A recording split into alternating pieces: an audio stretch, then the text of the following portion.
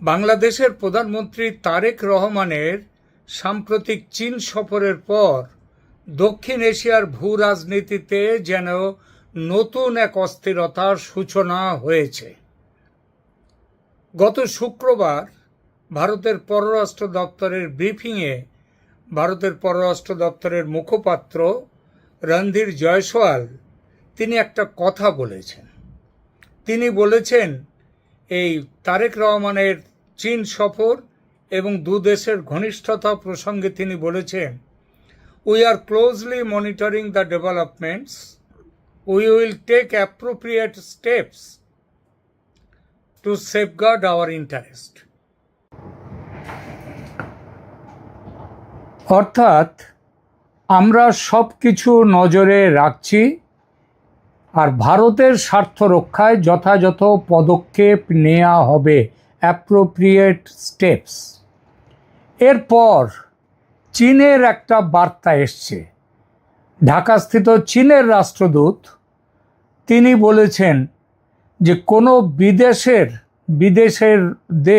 বিদেশের বাংলাদেশের ব্যাপারে নাক গলানো কথা বলা আমরা মেনে নেব না। আমরা মানে বাংলাদেশের কি স্বদেশ চীন? চীনই তো বিদেশ। তো বিদেশের নাক গলানো ব্যাপারে তোমরা মেনে নেবে না, তোমরা নাকটা গলাবে, এইটাই তো কথা। আর কালকের এই কথার পরেই কিন্তু আবার বাংলাদেশের সংসদে সেখানে আমেরিকার যে 250তম জন্মদিবস আমেরিকার, সেটা পালন করেছে। তো এটা পালন করাটা খুব স্বাভাবিক ব্যাপার, কিন্তু এটা চীনের এই বার্তাটা স্পষ্টতই, অনেকে বলছেন এটা নাকি আমেরিকার দিকে, কিন্তু আমার তা মনে হয় না। চীনের এই বার্তা অ্যাকচুয়ালি হচ্ছে ভারতকে উদ্দেশ্য করে, এবং এর মাথায় আছে কোন কোন জিনিস, সেগুলো হচ্ছে ওই লালমনিরহাট বিমানবন্দর, তারপরে তিস্তা জল প্রকল্প, তিস্তা বাঁধ প্রকল্প, তারপর যে চীন থেকে বিমান কেনা, যুদ্ধ বিমান কেনা, এই সমস্ত। চীনের বার্তাটা কি বলেছে? চীন যে বার্তা আর একটা দিয়েছে সেটা হচ্ছে, চীন বলেছে যে সবাই যেন মনে রাখে, মানে ভারত যেন মনে রাখে নদীর উজানে শুধু ভারত নয়, ভারতের বহু গুরুত্বপূর্ণ নদীর উজানও চীনের নিয়ন্ত্রণে। যেমন তো আছেই, এটা পাকিস্তানের ক্ষেত্রে, পাকিস্তানে যে ভারতের সিন্ধু অববাহিকার যে 6টা নদী, তার মধ্যে বোধহয় 3টে হচ্ছে তাদের চীনের তিব্বত থেকে আসছে। তিব্বত তো এখন চীনের দখলে, সুতরাং চীন বলতেই পারে চীনের নিয়ন্ত্রণে তাদের সব নদী। আবার এখানেও ব্রহ্মপুত্র, সেটাও আসছে চীন থেকে, মানে তিব্বত থেকে। তো এই যে চীন বলল যে ভারত যেন মনে রাখে নদীর উজানে শুধু ভারত নয়, ভারতের বহু গুরুত্বপূর্ণ নদীর উজানও চীনের নিয়ন্ত্রণে আছে। এই যে কথাগুলো বলল, এটা কি শুধুই কূটনৈতিক বাক্য বিনিময়, নাকি দক্ষিণ এশিয়ায় শুরু হতে চলেছে জল সমেত আর এক কূটনৈতিক যুদ্ধের নতুন অধ্যায়? আজকের ভিডিওতে আমরা বিশ্লেষণ করব কয়েকটা জিনিস। যেমন প্রথমে, ভারত আসলে অ্যাপ্রোপ্রিয়েট স্টেপস বলতে কি বোঝাতে চাইছে, এই কথাটার প্রকৃত অর্থ কি, ভারত কি কি পদক্ষেপ নিতে পারে, চীন কেন নদীর প্রসঙ্গ তুলল, উজানের নদীর প্রসঙ্গ, আর সবচেয়ে বড় প্রশ্ন, বাংলাদেশ কি অজান্তেই ভারত চীন ভূ রাজনৈতিক লড়াইয়ের কেন্দ্রবিন্দুতে পরিণত হচ্ছে? আমরা এই বিষয়গুলো নিয়ে কথা বলবো। প্রথমে দেখা যাক ভারতের বক্তব্য, এই যে বক্তব্য অ্যাপ্রোপ্রিয়েট স্টেপ, সেটা কেন এত গুরুত্বপূর্ণ। সাধারণত পররাষ্ট্র মন্ত্রণালয় খুব মেপে ঝুঁকে কথা বলে, প্রত্যেকটা শব্দ মেপে কথা বলে। তাই যখন ভারতের মুখপাত্র বলেন appropriate steps will be taken, তখন সেটা কেবল একটা আনুষ্ঠানিক একটা সাধারণ মন্তব্য নয়।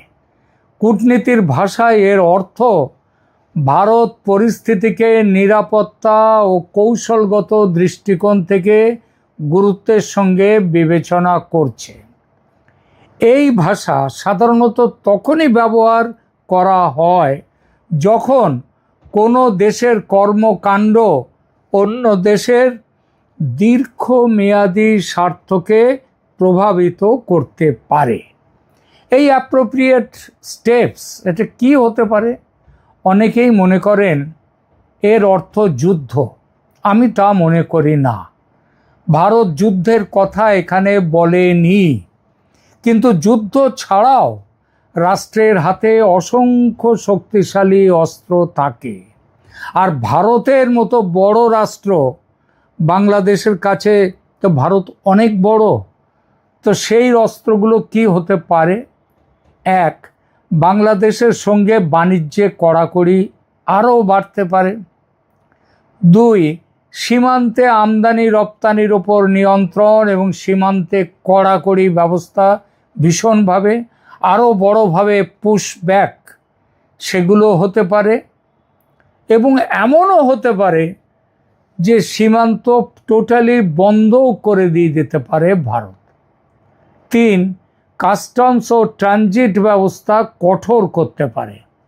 চার, কূটনৈতিক চাপ বৃদ্ধি করতে পারে। পাঁচ, যৌথ প্রকল্পের গতি, যৌথ প্রকল্প অবশ্য বেশিরভাগই বন্ধ রয়েছে, কিন্তু তাহলেও কিছু তো কমে আছে, কিছু চলছে এখনও, ভারত বাংলাদেশে এখনও চলছে কিছু, তো সেই যৌথ প্রকল্পগুলোর গতি কমিয়ে দিতে পারে। এই সবই আন্তর্জাতিক সম্পর্কের স্বীকৃত উপায়। এবার আসা যাক, জল কি ভারতের হাতে একটা কৌশলগত অস্ত্র? এখানে বিতর্ক শুরু। ভারত ও বাংলাদেশের মধ্যে রয়েছে গঙ্গা, তিস্তা, ফেনী, যমুনা সহ বহু আন্তঃসীমান্ত নদী। গঙ্গার জল বন্টন চুক্তির মেয়াদ ভবিষ্যতে এই বছরই ডিসেম্বরের সম্ভবত 16 তারিখে শেষ হয়ে যাচ্ছে।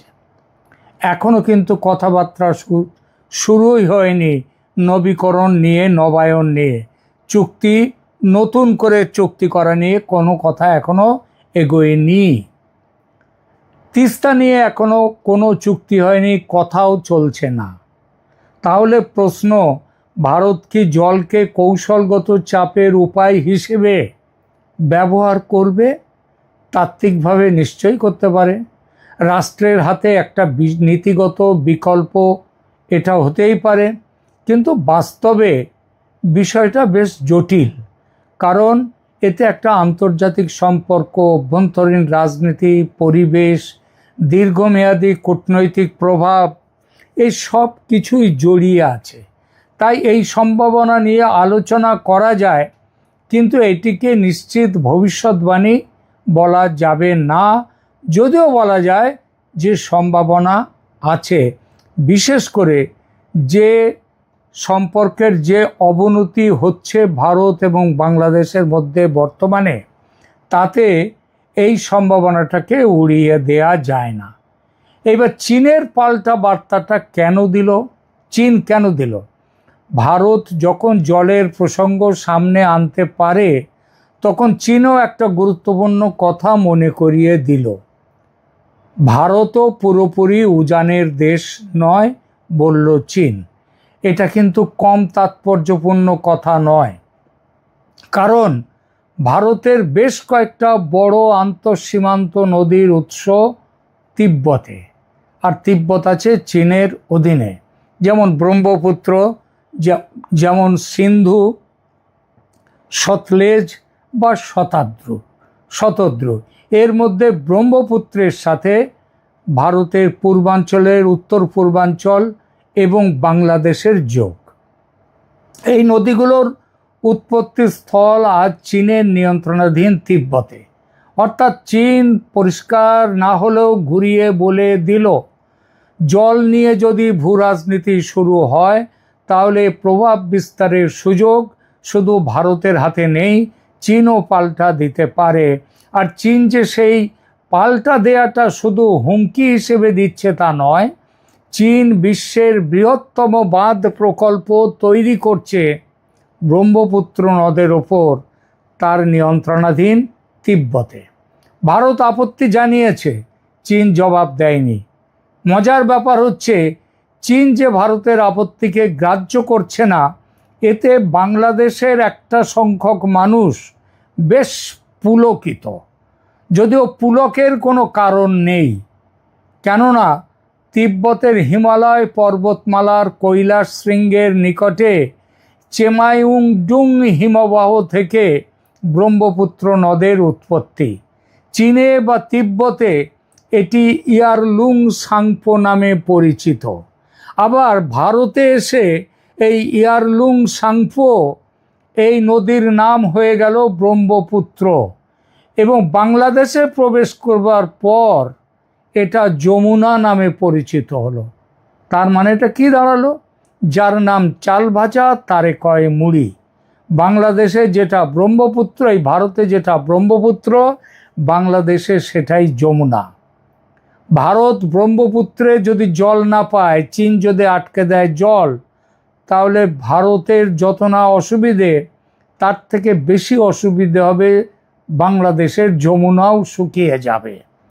তবু বাংলাদেশিদের পুলক এজন্যই যে ভারত তো ঘা খেলো, অবধের গোবধে আনন্দ। এরপরে আসা যাক সিন্ধু জল চুক্তিতে। কেন এখানে সিন্ধুর কথাটা নিয়ে আসছি? এই জন্যেই আনছি যে সিন্ধু নদের জল চুক্তি চীনের সাথে তার যোগটা আছে। অনেকেই মনে করেন ভারত চাইলে পাকিস্তানের সিন্ধু জল বন্ধ করে দিতে পারে। আসলে বিষয়টা এত সহজ নয়। 1960 সালের সিন্ধু জল বন্টন চুক্তিতে 6টা নদীকে দুভাগে ভাগ করা হয়।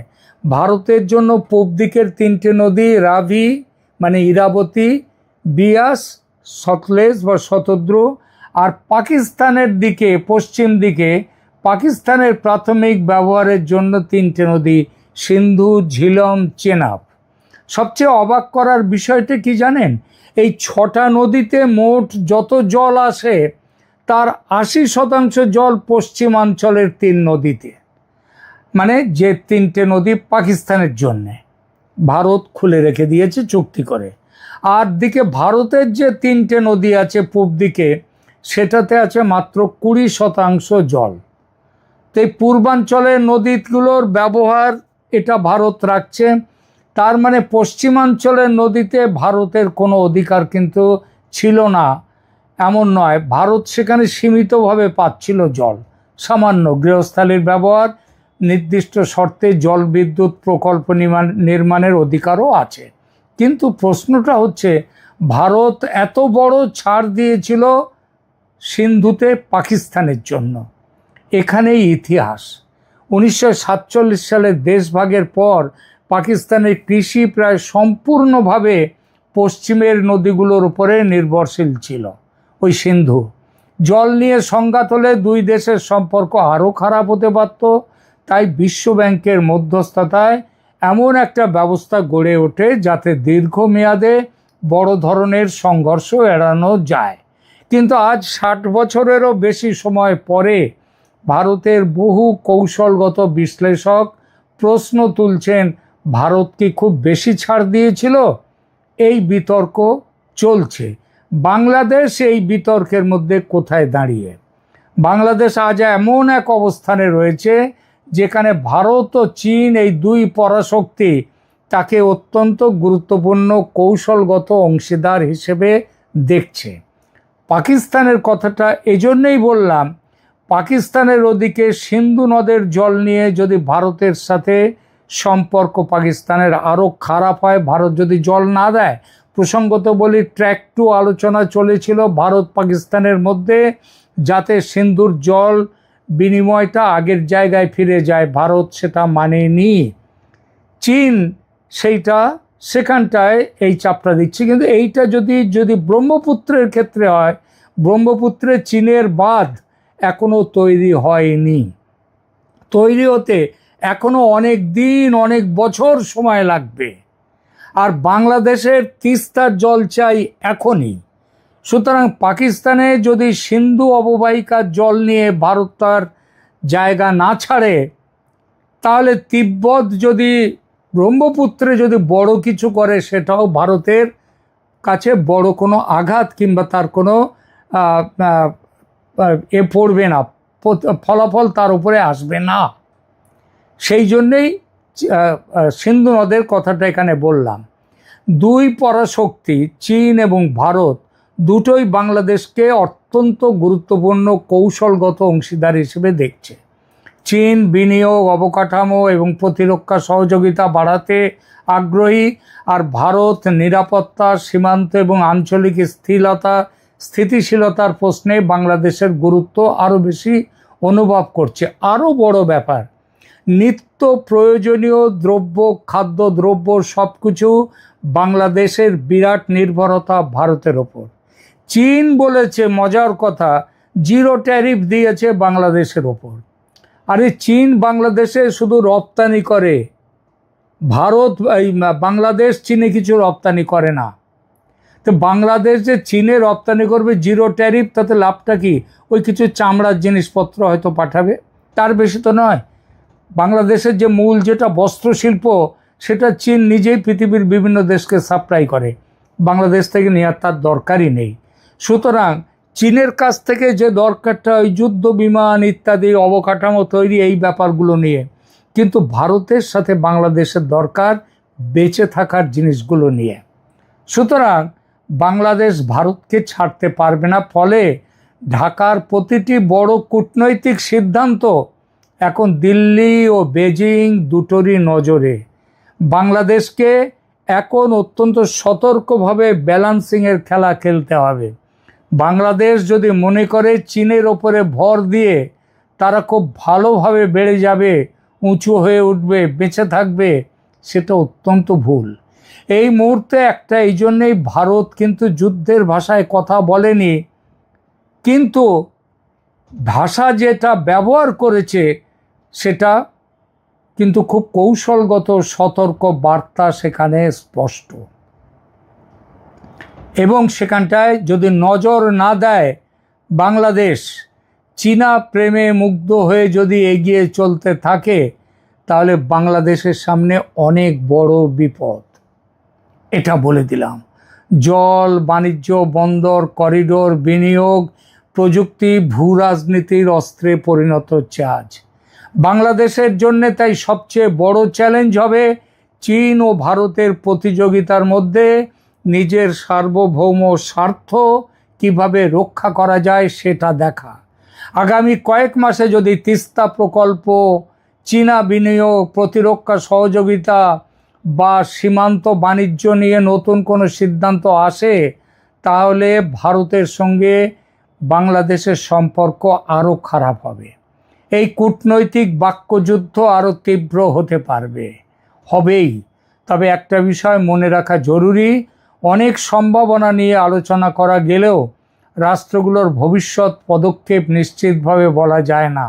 বাস্তব সিদ্ধান্ত নির্ভর করবে বাংলাদেশের মুখ্যত বাংলাদেশের রাজনৈতিক নেতৃত্ব, তাদের ওপর, কূটনৈতিক আলোচনা এবং আঞ্চলিক পরিস্থিতির ওপর। ভারত কিন্তু বন্ধুত্বের হাত বাড়িয়েছিল তারেক রহমানের দিকে। তারেক রহমান সে হাত ধরেননি। তিনি চীন এবং পাকিস্তানের উপরে নির্ভর করে এগিয়ে চলেছেন।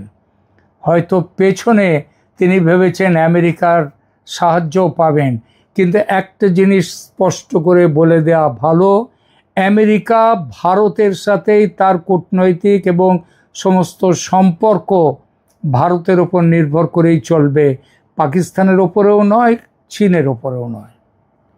সুতরাং বাংলাদেশকে ভেবে চিনতে এগোতে হবে চীনের দিকে, পাকিস্তানের দিকে।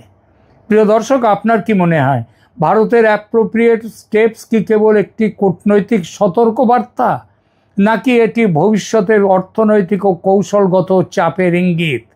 আর চীন যে নদী সংক্রান্ত পাল্টা মন্তব্য করল, বাংলাদেশে পাকিস্তানের আইএসআই কি আবার তার পুরনো খেলা শুরু করেছে? ভারতের সীমান্তের ওপারে কি সত্যিই তৈরি হয়েছে 13টি জঙ্গি প্রশিক্ষণ শিবির? কয়েক হাজার জঙ্গি কি ভারতের দিকে তাকিয়ে অপেক্ষা করছে ঢুকবে বলে? নাকি এই দাবির পেছনে রয়েছে অতিরঞ্জন, মনস্তাত্ত্বিক যুদ্ধ এবং তথ্য যুদ্ধের এক নতুন অধ্যায়? সম্প্রতি এই কয়েকদিন আগে প্রাক্তন কর্মকর্তা, ভারতের রিসার্চ অ্যান্ড অ্যানালিসিস উইং যে গোয়েন্দা সংস্থা কেন্দ্রীয়, তার প্রাক্তন কর্মকর্তা লাকি বিস্টের একটি সাক্ষাৎকারে এমনই বিস্ফোরক একটা দাবি সামনে এসেছে। সেই বক্তব্য নিয়ে আলোচনা চলছে একাধিক ইউটিউব চ্যানেল, অনলাইন প্ল্যাটফর্ম এবং ভারতের মেন স্ট্রিম মিডিয়াতেও পর্যন্ত। স্বাভাবিকভাবেই প্রশ্ন উঠেছে, এটা কি সত্যি ভারতের জাতীয় নিরাপত্তার জন্য বড় বিপদ সংকেত, নাকি এখনো প্রমাণের অপেক্ষায় থাকা একটি গোয়েন্দা স্তরের সতর্ক বার্তা মাত্র? সেইটা আজকের ভিডিওতে আমরা কোনো চাঞ্চল্যকর সিদ্ধান্তে পৌঁছব না। আমরা তথ্য খুঁজব, ইতিহাস দেখব, বিভিন্ন সূত্র মিলিয়ে বোঝার চেষ্টা করব কি জানা গেছে, কি জানা যায়নি, আর কোথায় সতর্ক থাকা দরকার।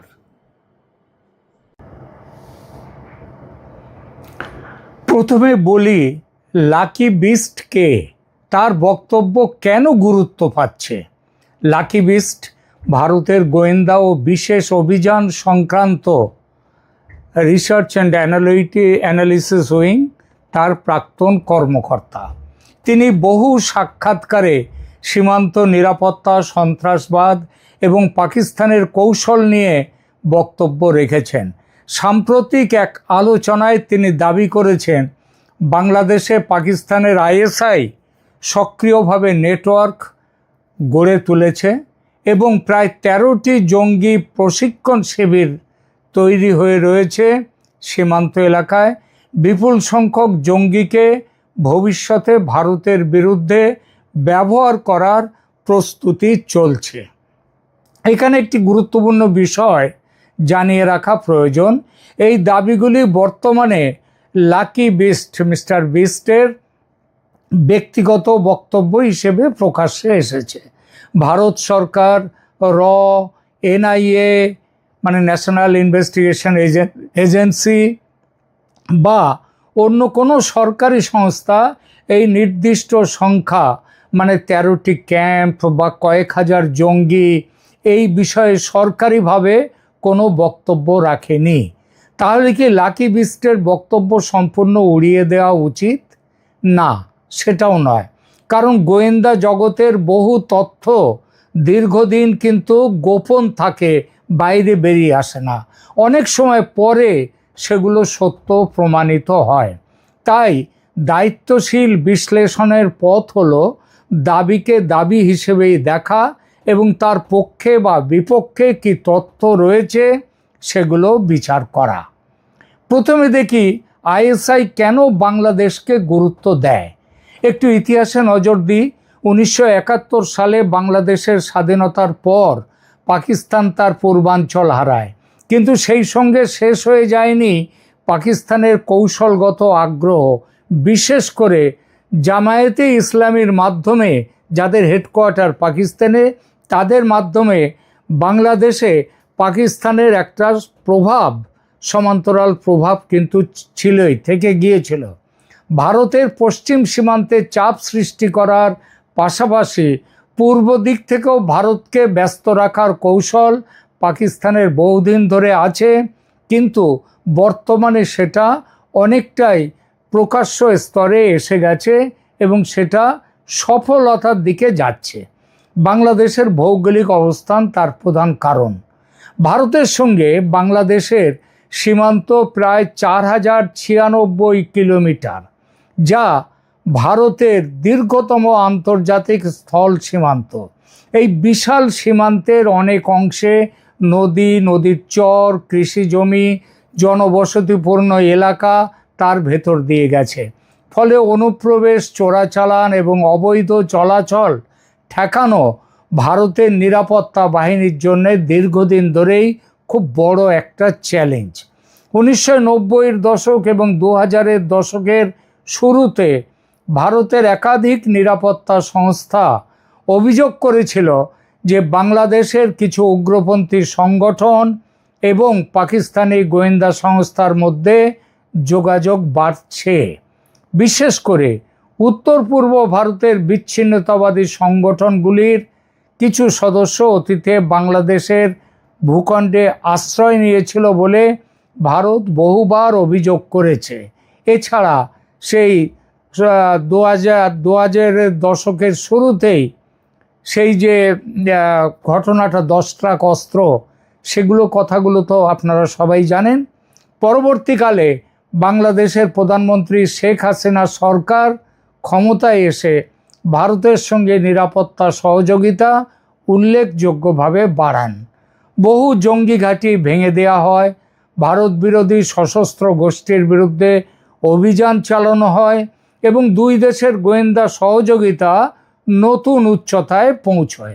এ কারণেই গত 1.5 দশকে ভারত বাংলাদেশ নিরাপত্তা সম্পর্ককে অনেক বিশেষজ্ঞ দক্ষিণ এশিয়ার অন্যতম সফল সহযোগিতার উদাহরণ বলে বর্ণনা করেন।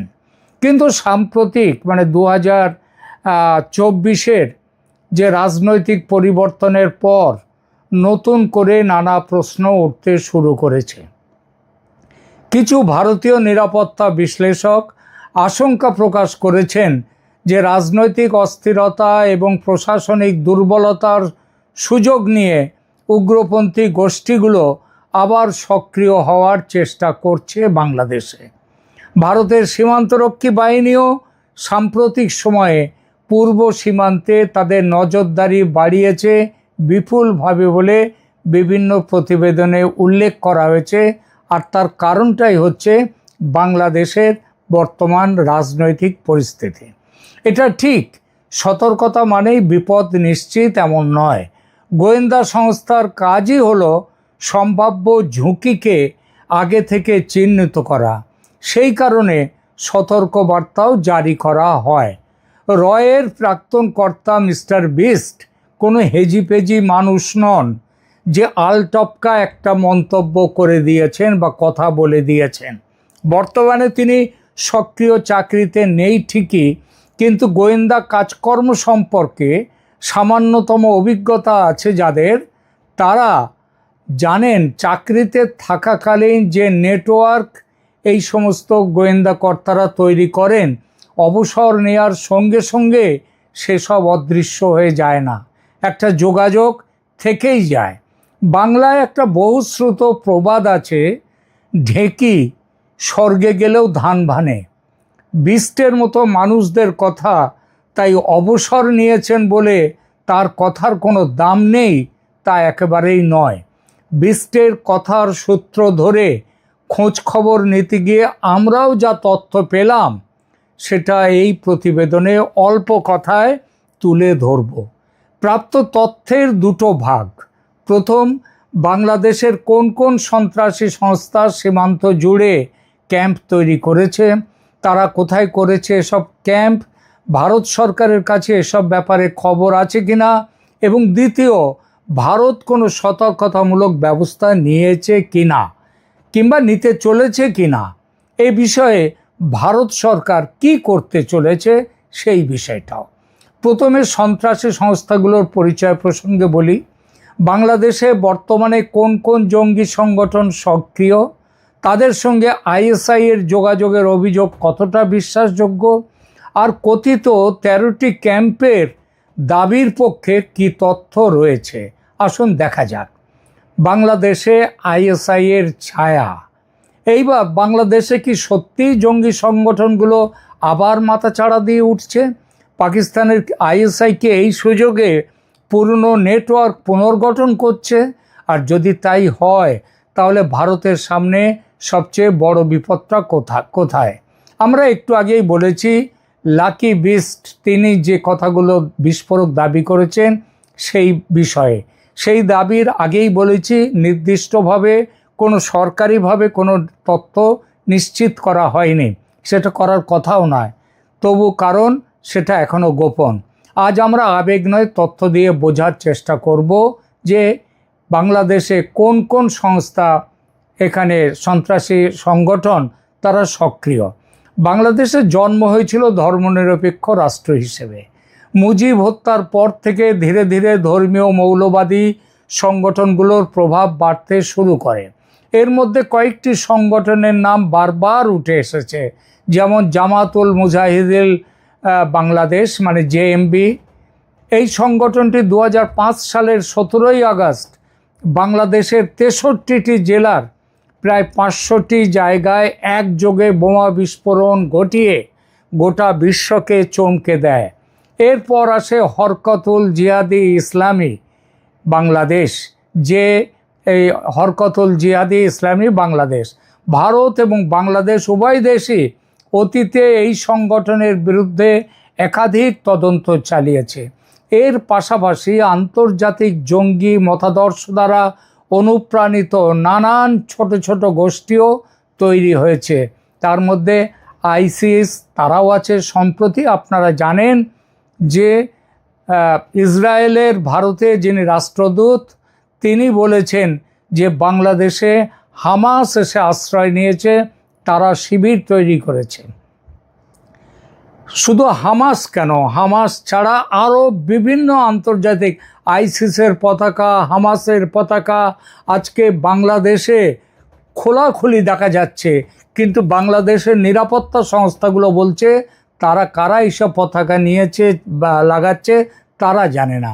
অর্থাৎ পরিষ্কারভাবে বোঝা যায় যে এখানে সেখানকার সরকার প্রশাসন তাদের মদত রয়েছে এই সব কাজের জন্য। এইসব সংস্থার ফ্রি রান চলেছিল, তখনও হামাস আসেনি কিন্তু অন্যরা এসেছিল। তাদের ফ্রি রান চলেছিল 2010 পর্যন্ত।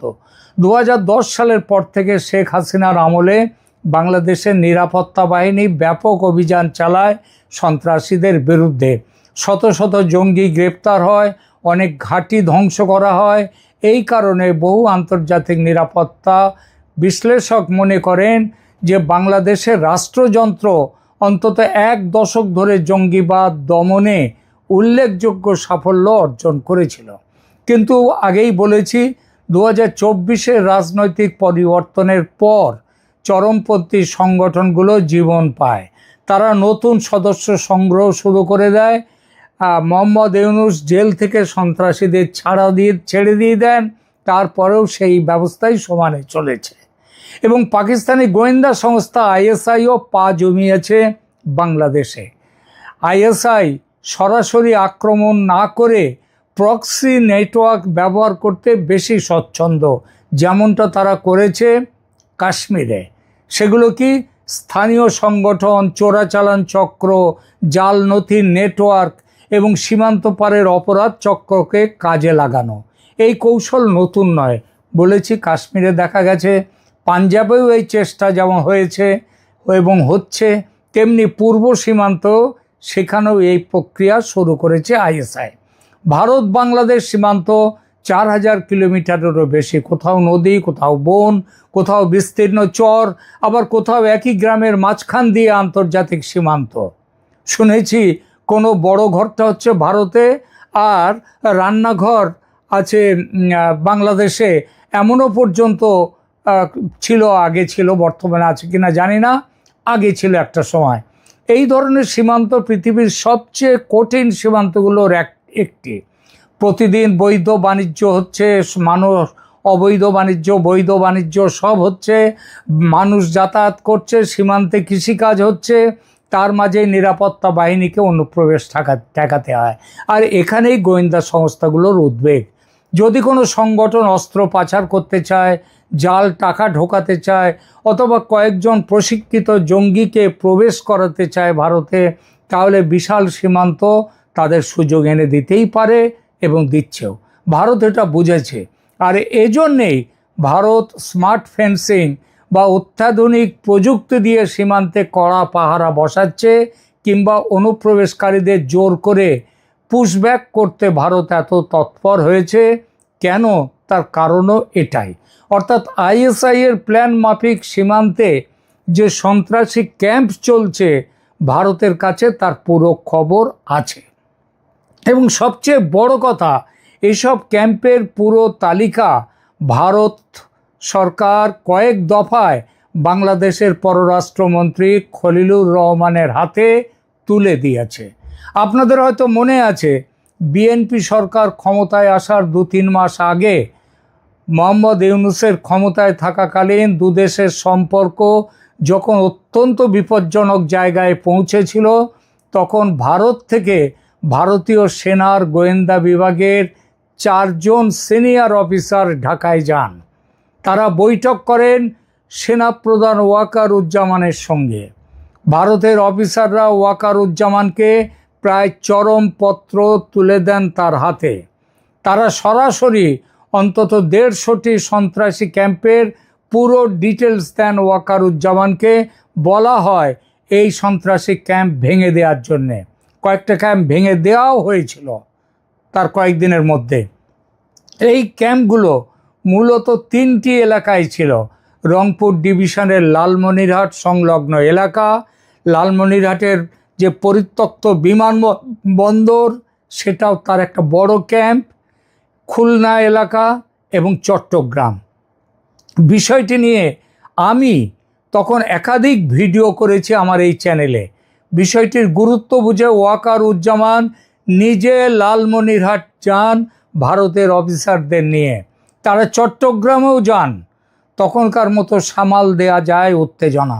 তারপর নির্বাচন হয় বাংলাদেশে, ইউনূস সরকার বিদায় নেয়, পরিস্থিতির উন্নতি ঘটে, তবে সেটা সাময়িক। দুদেশের মধ্যে উত্তেজনা আবার এই মুহূর্তে খুব বেড়ে গেছে। কেন বেড়েছে আপনারা জানেন। সীমান্তে উত্তেজনা মারাত্মক। চীন এবং পাকিস্তানের সঙ্গে বাংলাদেশের বন্ডিং ঘনিষ্ঠতর হয়ে গেছে আবার। এই পরিস্থিতিতে উঠেছে সীমান্তে 13টি সন্ত্রাসী গোষ্ঠীর ও কয়েক হাজার সন্ত্রাসীর উপস্থিতির কথা মিস্টার বিস্ট যে কথা বলেছেন। আমাদের সংগৃহীত তথ্যেও উঠে এসেছে এই খবরের পুষ্টি। যেটা জানা যাচ্ছে, এই সন্ত্রাসীরা বর্তমানে বিজিবি বা বর্ডার গার্ডস বাংলাদেশের সঙ্গে যুক্তভাবে সীমান্তে পুশব্যাক রুখে দেওয়ার কাজ করছে। প্রবাসীদের সঙ্গে যুক্ত রয়েছে এই সন্ত্রাসীরা। এরা কি যুদ্ধের প্রস্তুতি নিচ্ছে ভারতের বিরুদ্ধে? ভারত কিন্তু সেটা মনে করে না। কারণ ভারতের বিরুদ্ধে প্রত্যক্ষ যুদ্ধে অন্তত এখন জড়িয়ে পড়ার মতো এত বড় হঠকারী সিদ্ধান্ত কিংবা বোকামি সন্ত্রাসীরা করবে না, বাংলাদেশের সরকারও করবে না। তাহলে কি করতে পারে তারা? যেটা করতে পারে তার নাম হাইব্রিড ওয়ারফেয়ার। অর্থাৎ একদিকে সীমান্তে চাপ সৃষ্টি করো, অন্যদিকে ভুয়ো খবর ছড়াও, সোশ্যাল মিডিয়ায় উস্কানি দাও, সাম্প্রদায়িক উত্তেজনা তৈরি করো, জাল নোট পাচার করার চেষ্টা করো, সাইবার হামলা করো, চোরাচালান করো এবং প্রয়োজনে ভারতে ঢুকে ছোট আকারের সন্ত্রাসী হামলা চালাও। এই সব মিলেই আধুনিক নিরাপত্তা চ্যালেঞ্জ তৈরি হচ্ছে ভারতের কাছে। আর এগুলো যদি করে বাংলাদেশের সন্ত্রাসীরা, কি করবে ভারত? এই প্রশ্নটা খুব বড়। আমাদের কাছেও বিভিন্ন সূত্রে খবর এসেছে, পশ্চিমবঙ্গে মমতা সরকারের পতনের পর, মমতা সরকার মানে মমতা ব্যানার্জির সরকার, যে সরকার যারা চলে যাওয়ার ফলে জামাত কেঁদে ভাসিয়েছে, বাংলাদেশের সাম্প্রদায়িক শক্তি কেঁদে ভাসিয়েছে, সেই সরকারের, মমতা সরকারের পতনের পর এবং শুভেন্দু অধিকারীর নেতৃত্বে বিজেপি সরকার গঠনের পর পশ্চিমবঙ্গের মুসলমানরা আপাতত একটু থমকে রয়েছে। পার্ক সার্কাসে, ফলতায়, আরও 2-1 জায়গায় প্রতিবাদ তুলতে গিয়েছিল, সফল হয়নি। তারপর মালদার বিধায়ক হুমায়ুন কবির গরম গরম কথা বলে চাঙ্গা করতে গিয়েছিলেন মুসলমানদের, সেটাও ব্যর্থ হয়েছে। হুমায়ুন কবির এখন ভয় পেয়ে পিছিয়ে গেছেন। ওদিকে তিনি মসজিদ তৈরির, ওই বাবরি মসজিদ তৈরির 1000 কোটি টাকা পকেটে নিয়ে বসে আছেন হুমায়ুন কবির। বাবরি মসজিদ তৈরির সম্ভাবনা এই মুহূর্তে নেই। পশ্চিমবঙ্গে শুভেন্দু অধিকারীর সরকার, বিজেপি সরকার বাবরি মসজিদ পশ্চিমবঙ্গে তৈরি করতে দেবে না, লিখে নিতে পারেন।